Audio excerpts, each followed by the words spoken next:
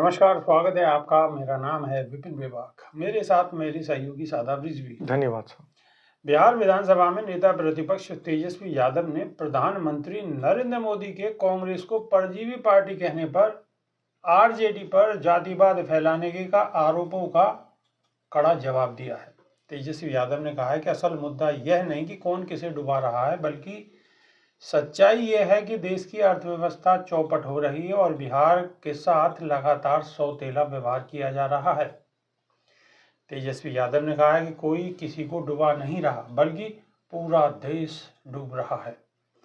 अर्थव्यवस्था संकट में है, महंगाई और बेरोजगारी बढ़ रही है।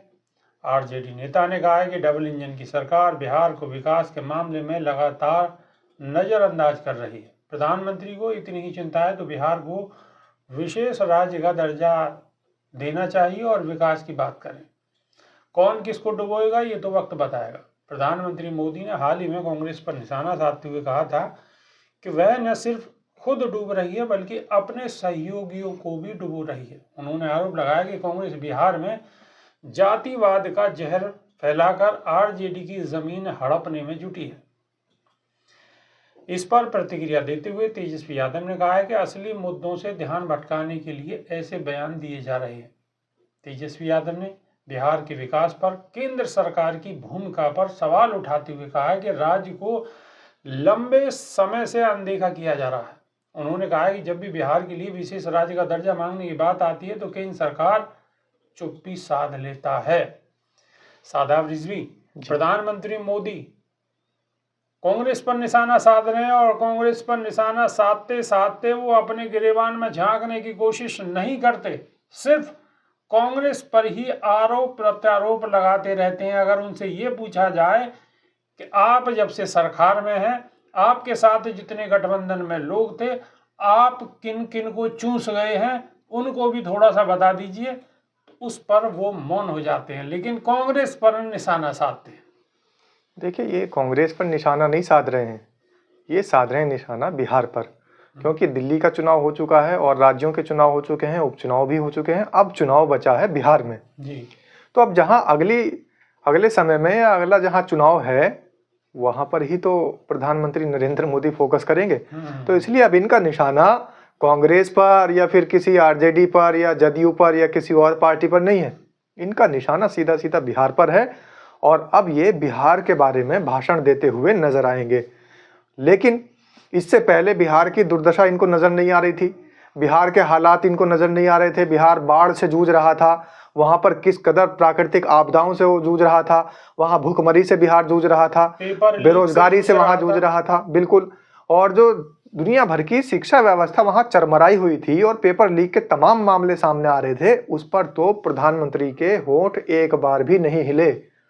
जबकि पूरे देश ने वहां पर सोशल मीडिया पर भी और जगह जगह आंदोलन करके, अनशन करके, बल्कि एक बच्चे की वहां मृत्यु भी हो गई और तमाम लोग वहां चोटिल हुए, घायल हुए, लेकिन प्रधानमंत्री का ध्यान उधर आकर्षित नहीं हुआ। उस दौरान में प्रधानमंत्री के मुंह में दही जमी हुई थी, बिल्कुल कुछ नहीं बोले। लेकिन अब बिहार का चुनाव जैसे जैसे नजदीक आ रहा है, को कांग्रेस पर निशाना साधते हुए बिहार को फोकस कर रहे हैं। और अब भी उन्हें वो चीजें नहीं दिखाई दे रही है कि बिहार की जनता को किन चीजों की जरूरत है।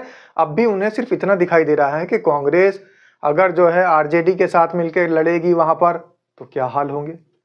तो ये इस तरीके की जो हालात हैं, ये इस तरीके के जो बयान हैं, ये प्रधानमंत्री नरेंद्र मोदी सिर्फ और सिर्फ जो उनका एक वोट बैंक है उसे सुनिश्चित करने के लिए बार बार देते रहते हैं। लेकिन प्रधानमंत्री कुछ परजीवी शब्द का इस्तेमाल भी ज्यादा करते हैं। जब किसान आंदोलन चल रहा था तो उस दौरान में भी इन्होंने किसानों के लिए भी कहा था कि ये किसान नहीं, ये परजीवी हैं, आंदोलन जीवी है। ये जीवी इनके लिए ऐसा शब्द है जिसकी इन्हें मखौल बनानी हो तो ये एकदम से उस बात को जीवी जोड़कर उसकी मखौल बना देते हैं। लेकिन हम तो ये कहते हैं कि प्रधानमंत्री को शिक्षा जीवी बनना चाहिए, प्रधानमंत्री को स्वास्थ्य जीवी बनना चाहिए, प्रधानमंत्री को बेरोजगार की जगह रोजगार जीवी बनना चाहिए और प्रधानमंत्री को भूखमरी हटाने के लिए खाना परोसने वाला राशन जीवी बनना चाहिए। तो अगर राशन जीवी या फिर शिक्षा जीवी, स्वास्थ्य जीवी प्रधानमंत्री खुद बन जाएं तो लोगों को परजीवी और आंदोलन जीवी कहना छोड़ देंगे, लेकिन वो बनेंगे नहीं। दूसरी बात, इनको जहां दिखाई दे रहा है और ये परजीवी बोल रहे हैं कांग्रेस का, राजद को, ये खुद ये नहीं देखते कि हाल ही में इनके मुख्यमंत्री जो कि मणिपुर के मुख्यमंत्री थे, उन्होंने इस्तीफा दिया। इस्तीफा क्यों देना पड़ा? क्योंकि नीतीश कुमार से उनकी ठनी हुई चल रही थी और नीतीश कुमार के खुद वहां जो अपने पार्टी के जो वहां पर चुने हुए नेता थे, प्रतिनिधि थे, उन्होंने खुद मणिपुर के विधायक का और भारतीय जनता पार्टी का साथ छोड़ दिया। अब जब इनकी पार्टी खुद नीतीश कुमार का साथ वहां मणिपुर में नहीं दे पाई है, तो अब इनको ध्यान में नहीं आ रहा है कि वहां पर ये खुद परजीवी थे।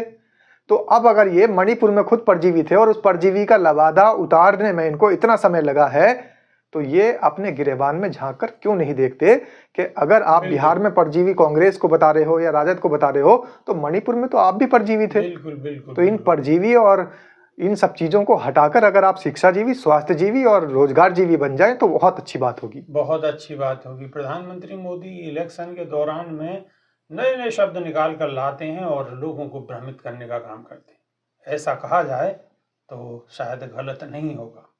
तो कमेंट के माध्यम से आप अपनी राय रख सकते हैं। अभी के लिए सिर्फ इतना ही। नई वीडियो में फिर रूबरू होंगे। बहुत बहुत शुक्रिया। नमस्कार। धन्यवाद।